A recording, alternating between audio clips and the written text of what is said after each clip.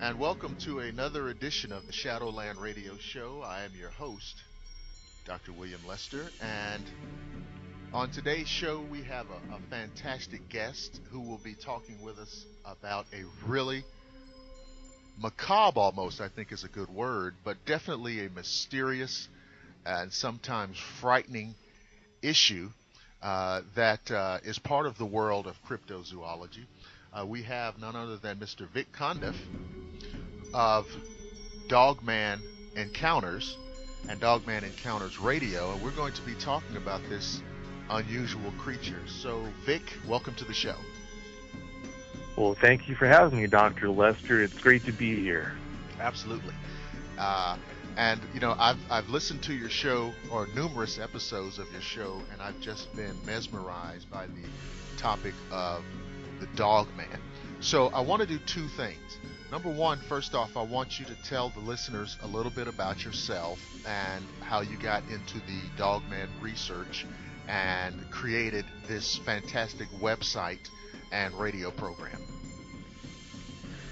Well, it all started as a kid. I was extremely fascinated with things that went bump in the night. Any monster movie that came on, I was glued to the TV. As time went on, there was a Bigfoot-specific talk radio show that I was offered a co-hosting position on. So naturally, I jumped at the chance to take that. I hosted that show with a gentleman who has since deceased. His name was Shane McMahon. I hosted that show with him for about a year and a half.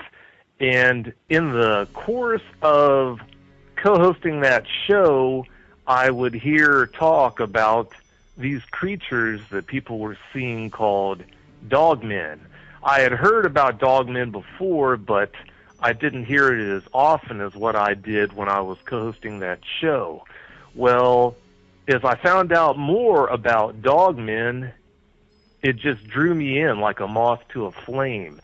Everything that had drawn me into the whole Bigfoot phenomenon with Dogman has seemed to be multiplied by a factor of 10. So that caused my interest in Bigfoot to wane and my interest in Dogman to peak. So that's really what started this whole thing. As I got more and more into the Dogman phenomenon, I got a strong sense that the people that were running into these things, they weren't nearly as well represented as Bigfoot eyewitnesses. If you did have a Dogman encounter, who could you turn to try and get some answers about what you saw? If you wanted to get your story out, who could you turn to do that as well? That was basically why I was motivated to create this whole Dogman Encounters thing, the show and the website at dogmenencounters.com, was to give Dogman eyewitnesses an easily accessible means of getting their stories out, and also giving them an easily accessible means of talking to someone about their fears, how their encounters have affected them, and whatnot, in an attempt to help them feel and get better as quickly as possible. Absolutely, absolutely. And I know that, like you, I was, very well aware of the Bigfoot phenomena, and I remember reading in a book, and I can't even remember the title of the book now, it's been so long, about this creature, and I don't believe in that book that they used the term Dogman, but I learned subsequently that that's what they were describing. So I know some of the listeners, or almost all of the listeners, are fully aware of Bigfoot, and a lesser percentage of them will be aware of this thing that we call the Dogman. So Vic, give us, if somebody came up and said, "Hey, what is a Dogman?" What would you tell them? Well, the first thing I would do would be to ask them a question. I'd ask how much time they had, because that's a very long answer, but I'll do the best I can to give you the Cliff Notes version here. Native Americans say that there are 7 different types of dogmen wandering the woods of North America. And to keep this as simple as possible, I'll tell you that from interviewing I don't know how many eyewitnesses, it's my opinion that there are 2 main categories of cryptids out there that people refer to as being dogmen. You've got what I call a canine type, and then you've also got what is called a type 3. The canine type dogmen look like your stereotypical werewolf. In other words, if you've seen the movies, the underworld movies, that's what the canine types can look like. Their appearance does vary, but that's a good idea for what the canine types do look like. The type 3s, they look in a lot of cases like a Bigfoot with a muzzle and claws. Very similar in appearance to a Bigfoot, but they are not a Bigfoot. That's the best I can do to, in a Cliff Notes version, describe what these things look like. So, we know that we think of Bigfoot as having primate characteristics because people have described it as some kind of weird combination between man and ape. And we think of the dogman as having many, I guess the word is canine characteristics. And one of the things I've heard in a lot of the encounters on your show are descriptions of the legs when it stands up on 2 legs, and they always resemble prototypical canine type legs. Is that generally the case? No, that's not the case. That is close to being true, but one thing that throws a lot of people for a loop is it's the canine type dogmen that have the canine style legs with the hocks and the stifle joints. On an animal like a dog or a horse, in place of a traditional knee like a human would have, they have what's called a stifle joint.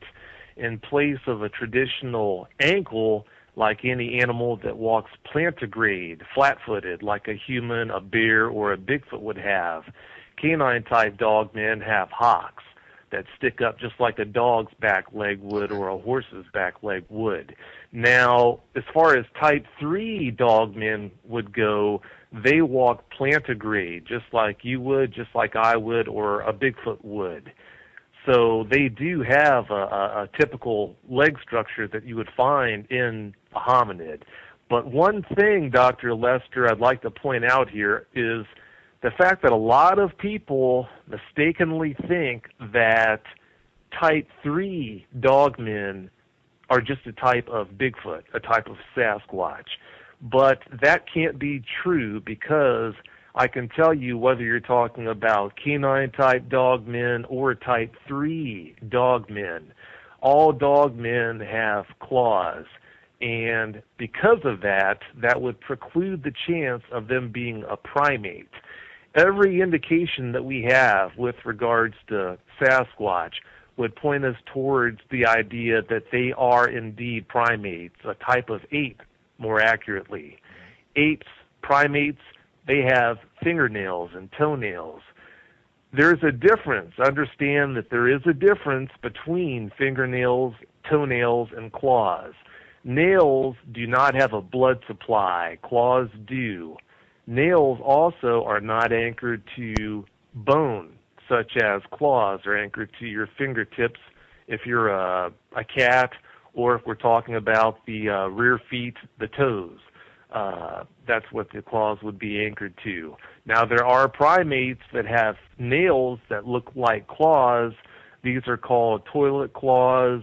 These are also called grooming claws, but they are not claws. That's a misnomer. These are not attached to bone, and these do not have a blood supply the way a true claw would have. So I just wanted to clear up a little confusion on that. But those are important distinctions because, like you said, there are people or perhaps researchers who may be lumping these encounters in with Sasquatch encounters.